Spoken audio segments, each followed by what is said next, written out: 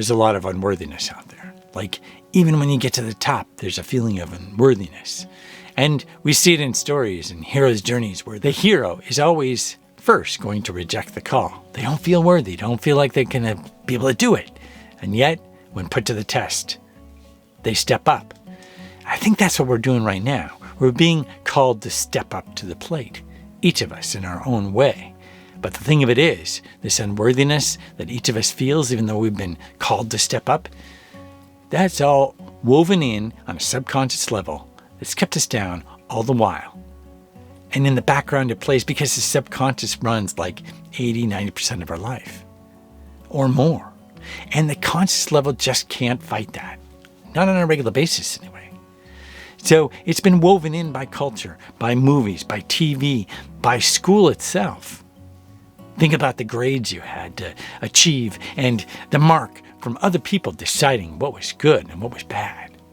And so in the process, you decided that there was this idea of perfection. It's something that had to be met, and it was all outside of you.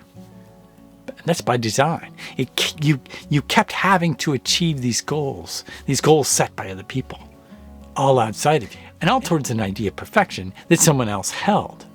And then even when you were on your own doing different projects, you decided there must be a perfect version of whatever you were trying to do.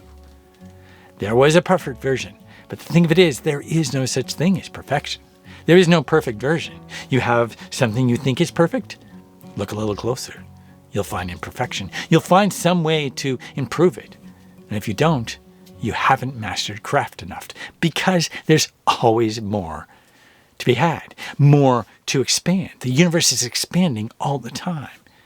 And that's the infinite game. The universe is the infinite game, just like you are the infinite game. I am the infinite game. We're expanding all of the time. See, this idea of unworthiness is there, and it's woven into us. But I think that embracing your weird and being playful are two things that basically can get us past that sense of unworthiness.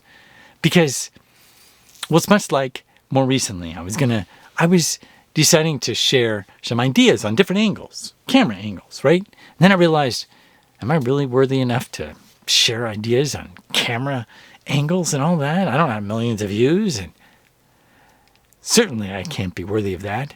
And then I realized, no, wait, there's play. And in that moment, that's when I realized it was okay to share. I don't come at it as saying, like, this is how you're supposed to do it and all that kind of stuff. I'm more like a playful guy, like, hey, I wonder what else you could do. And that's the power of threes, I think, is taking, let's say someone says, ooh, these are the angles you're supposed to do. But when you get to your spot and you do those angles, do 3 of each. Really get wild with it. It starts to, kind of like the idea of 100 shots, 100 ideas. You start to kind of get beyond what you usually do. Especially when you get to a spot you've been to before. Makes you think a little bit more about what's possible. And each time, if you had to do 3 different shots and you've been there like 100 times, it starts to get interesting. The idea of threes, the idea of playing.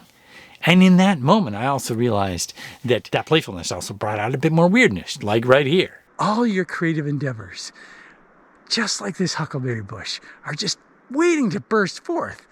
And you're providing them the right conditions. And when you do, magical things can happen. And creativity grows in some of the most unusual places.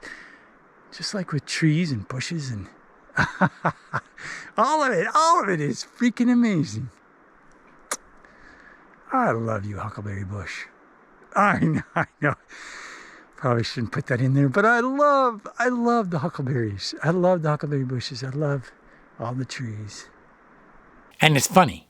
More recently, I went on a hike and we had to cross the river. And it's a time of year when the river could have been swollen pretty good and really hard to cross. But when we saw the first part of the river, we realized it wasn't going to be so bad. What do you think, Jim? You think it's crossable? I think it is. Currently, right now, it does look crossable. Currently, yeah. We still want to fall in, obviously. Yeah, what if we get our feet wet? We could die. Turn around. We get our feet wet. But it looks pretty tame to me. Look how low it is. I don't think it looks worse. I thought it was going to be a much higher. Yeah, me too. So I think we're good. We're good. Yeah, it's fine. Don't worry about the river. But you know how it is with a river. You got the log. the classic log you have to cross, right? And it's kind of fearful. I mean, you're balancing on this log and you're crossing a rushing river. I mean, who's not going to be a little bit, afraid, a little bit of trepidation? This is it. The crossing. Scary. So scary. Can I make it?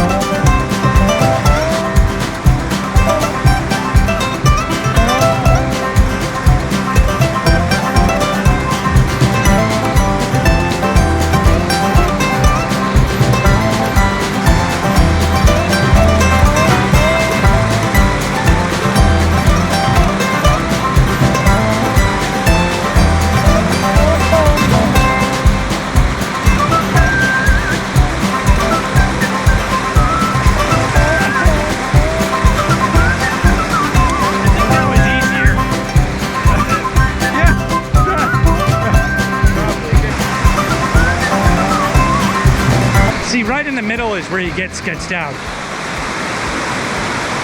And you start to think, oh man, I might fall. But we did it anyway. Why? Because we wanted to get to the falls, right? And the falls was beautiful. It was magnificent.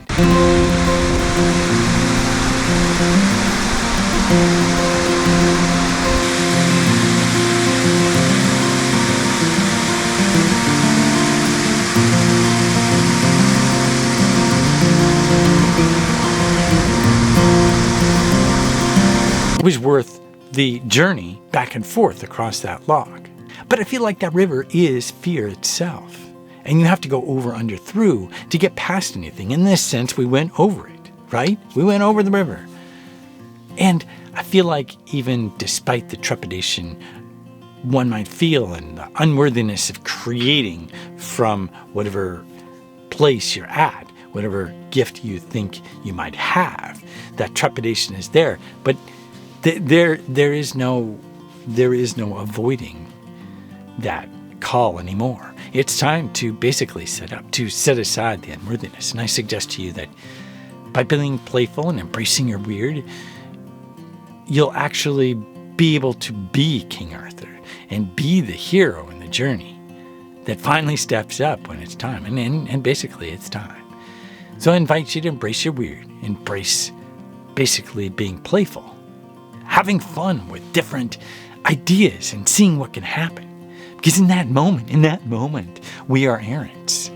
And we stepped outside of the construct, outside of the matrix. Because we trick the matrix. Because it doesn't know which direction we're going. Because we don't either. The unpredictability of play is always there. And in being ourselves, we've let go of the idea of perfection. Because, well, we know we're not perfect. So if we embrace ourselves, we embrace imperfection. And in that sense, we become beautiful and worthy at the same time. So I don't know, I find the whole idea very inspiring. And it's this one more increment in my journey towards liberating myself from the matrix, which ideally is not liberation at all. It's just the realization that, much like the elephant who grew up little and was tied by a rope that held him, when he grew up older, he thought that same rope held him. But it doesn't. At any time, you can break that rope and be free. We're always free. At any moment, we can decide to do that, just like in the movie The Mission. Robert De Niro, he was on this journey and he's going up this huge cliff waterfall. And the bag is getting caught on the rocks in the waterfall and threatening to take down De Niro each time, right? He stops, comes down to where De Niro is and cuts away the rope. And De Niro just releases and cries because he's been released from his penance in that moment. But my question to you is, couldn't any one of us have that same penance and be able to release it ourselves, to cut the rope ourselves and say, let's be free from what had happened from the past? And in that moment, all the unworthiness is gone. I would suggest to you that it's not from childhood, it's not from any of that. But if it somehow is in your mind that it is, then you can actually cut the cord yourself. But either way, play, having fun, again, with ideas. See, and that's one more tool in escaping from the matrix, from the construct, and being the errant within all of it. So I hope you found this video helpful. If you did, be sure to give it a like. Thanks a lot for watching, and I'll see you next time.